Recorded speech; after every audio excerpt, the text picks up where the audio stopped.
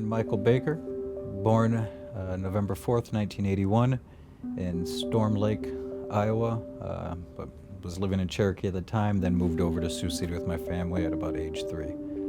Currently a psychologist, or maybe more selectively a neuropsychologist. I probably have been in a unique situation given that I worked throughout the whole pandemic and some of work changed. My day-to-day life was managing in 2019, my wife and I managing 3 kids, and both of us working a rather large amount of time. I think with my oldest one, who at that point would have been 7, usually some athletic thing that he was doing. I think I was coaching those with him if needed. Not as an area of expertise, as an area of assuring that he was able to, he had a coach because through the Y or something like that, it may have been slim for people volunteering. We're a pretty news-focused family and office here because it was family business practice, and all the therapists had pretty shared focus. It became just pretty apparent that there were going to be significant transitions. I think I did an interview for a news station. I'll be careful with how I say this part. A news station where they're talking about getting kids to wear masks. And presumably at the time the idea was, do you make them colorful, make them pretty, do you make them fun to wear, do you put them on teddy bears and things like that? And all those made sense, and I don't mean to be condescending about it.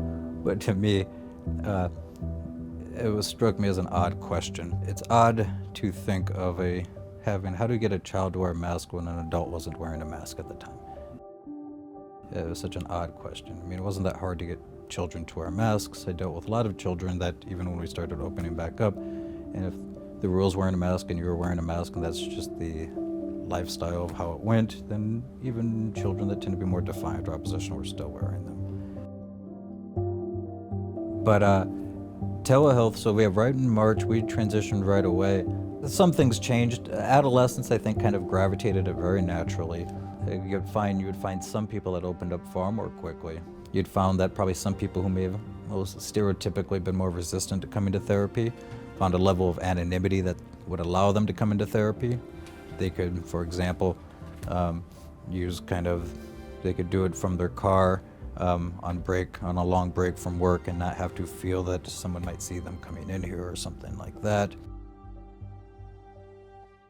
Some of the things that were probably less comfortable is in dealing with kind of family-related issues.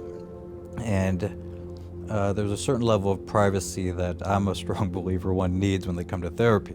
One has to feel that they can lie when they come into therapy so that they can choose to kind of offer trust in the process.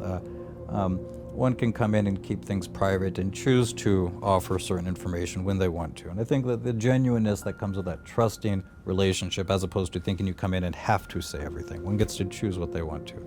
I think that's a core part of developing a good relationship. But I would have telehealth sessions at points sometimes where the background information that was provided to me, because that lack of privacy may not be as ideals preferred, would give me information that I don't know if I wanted to feel privy to.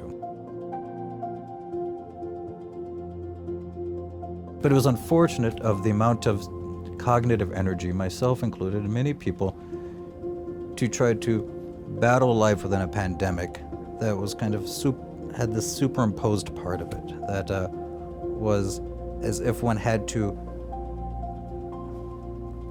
be inclined to resist it or to embrace it 100%. And so it was almost this, it seemed like there was a wasted cognitive energy so often in trying to figure out, does my political and scientific positions align? And if they don't, then which one must adjust in kind of a rather artificial way.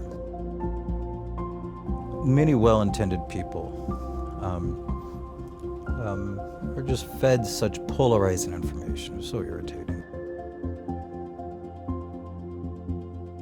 Support for Facing a Changed World an oral history of the COVID-19 pandemic comes from the Margaret Ann Martin Everest Foundation, the Kind World Foundation, Humanities Iowa, the Friends of Siouxland Public Media, and listeners like you.